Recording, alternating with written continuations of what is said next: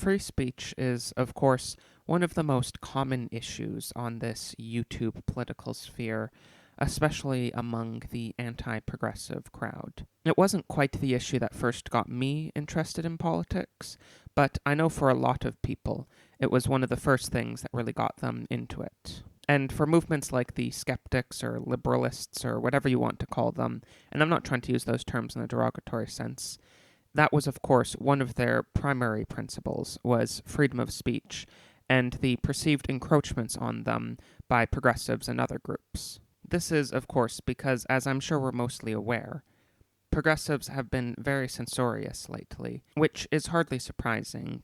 Dominant groups tend to like to censor non-dominant groups. But the issue of freedom of speech is also, like many popular political issues, filled with a massive amount of obfuscation. It's never quite clear what anyone even means when they're talking about this topic, because many people use the same words to mean different concepts. As much as it might seem like that freedom of speech has become an issue particularly for the right, the left would hardly, even today, say generally that they're anti-freedom of speech. The term, the slogan of freedom of speech, is still very popular among almost everyone, really, in Western societies, at the very least in Anglo societies, and you're not going to find many people that will be explicitly opposing it. It has even become somewhat popular among left-wingers to bring up some sort of freedom of speech case and pose it to right-wingers and say, you don't support the free speech side in this case. Guess you aren't a real free speech supporter. In Canada, in particular, the way I've seen this line of argumentation come from lefties is bringing up ancient blasphemy laws that haven't been used in I don't even know how long, and say that it is vitally important to protect free speech that these be repealed immediately, because they're the real threat. Now, that is obviously just ridiculous, and I really hope anyone in my audience understands why laws that haven't been invoked for, I don't know, probably a century are not as important as court cases that have been going on right now and in the past couple of years to jail people for things that they've said about political matters. But what exactly is free speech in the first place? The difficulty here lies in the fact that this is both a slogan as well as a concept. Everyone likes the slogan, but it's the concept itself that really matters. Freedom of speech is, and always has been principally, about political speech. You can see this quite clearly from the American founding,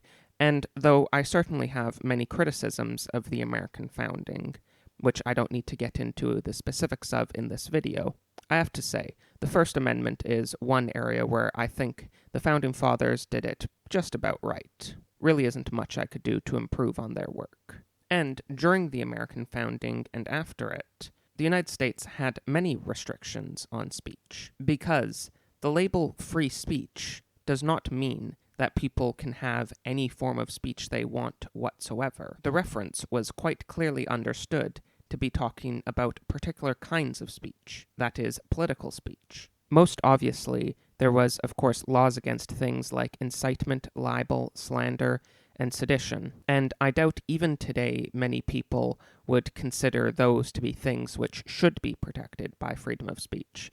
Though, of course, from the really America-hating lefties, you do sometimes get them at least seemingly defending sedition. But that's a bit besides the point.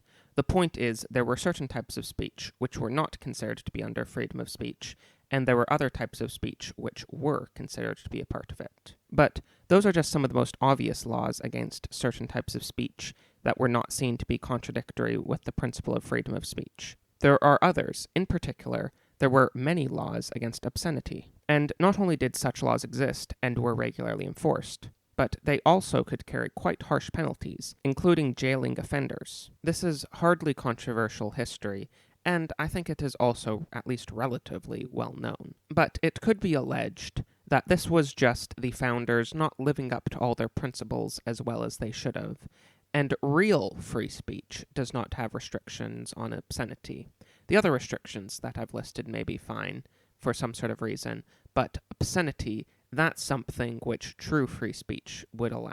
The issue with this line of argumentation is why exactly is that the case? The response would probably be something more or less based on Mill's harm principle. Sedition, incitement, libel are all causing some type of harm, and not only does it cause harm, but these are clear, identifiable harms that are caused, not some sort of vague societal harm. And that is why there is a principled difference between those types of things and obscenity, which doesn't really cause any direct, non-consensual harm. The problem with this line of argumentation is if we are going to go with the American model, and of course America has lived out the most extreme form of freedom of speech I'm really aware of ever, then where does this Mill's harm principle really come in anywhere? This may be a popular concept among modern libertarians of both the left and the right, but this principle was hardly present in the American founding documents. It was liberal, certainly, but the American founding certainly was not to this extent. But, okay,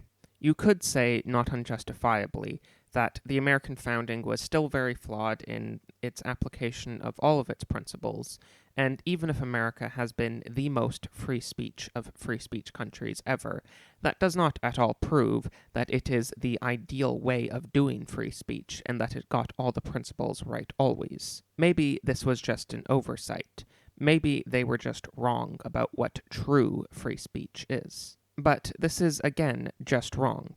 The idea that freedom could be understood as a total elimination of constraints was not an unknown idea to the American founders, and it was an idea which they protested against quite strongly. If you lived in 1776 America, and you believed that that liberty which the revolutionaries supported was libertinism, then that probably means that you were a loyalist. This form of so-called liberty, which is accepted by everyone, it seems, today, was the very thing which the opponents of the revolution were protesting against and feared it would turn into. Because even if the American Revolution was a left-wing endeavor, it was not an uncritical and unrestrained one. It attempted to, in some cases clearly unsuccessfully, guard against the things that it was criticized for and that people said would be its inevitable result. They believed, just as St. Augustine believed when he said, "A man has as many masters as he has vices," and just as the rest of the Western tradition has at least generally believed, that true freedom does not mean anything divorced from virtue. And the goal of freedom is not just to have a society with the fewest restraints from the government on its citizens. The goal of freedom is to be directed towards the attainment of virtue. The goal of the freedom guaranteed by the First Amendment was not to be some sort of blanket restriction preventing the government from censoring any type of speech ever. The goal of this freedom of speech was to allow free men to discuss how best to govern themselves, to best ensure the protection of the common good. With this understanding, speech for speech's sake, and any type of speech at that, is actually an evil inversion of what freedom of speech was originally intended for. The reason why I'm discussing this concept anyways today is because of an article that I saw online from Slate, which was done actually in partnership with a left-wing organization which claims to be defending supposed freedom of speech. The article was about the Cuties movie, and the basic gist was that the Texas grand jury that has indicted Netflix for it does not understand freedom of speech or the laws governing these sorts of things in America. The article pretty much just went through the basics of the local and federal laws and precedents surrounding this topic, and said that there's no way that a serious court will be able to successfully prosecute Netflix for it. Now, I am certainly no legal expert, whether on this topic or others, and I'm sure the writer of the Slate article knows far more about it than I possibly could. But I do actually understand the basics of the points that the author was trying to make. It all revolves around obscenity, and the legal definition for obscenity that now prevails in the United States. As the Slate article discusses, this all goes back to 1973, Miller v. California. That ruling determined that the work taken as a whole must lack any serious artistic, literary, social, or scientific value to be considered obscenity. The fact that this film will easily be able to pass this test should be hardly surprising, because almost any film is able to pass this test. As I said previously, anti-obscenity laws have been present in America since the very beginning, and they even still exist to this day. But this ruling has effectively abolished obscenity from ever seriously being prosecuted unless the laws are tightened. That is because the idea that a work could have any form of redeeming value is intentionally so vague that it can apply to almost anything, and has been. Courts have gone as far as saying that even particularly disgusting videos can at least teach you what not to do. The effect is, as I've said, clearly just to abolish the concept of obscenity altogether. The problem with all this is that our minds are not the computers that liberals seem to think they are.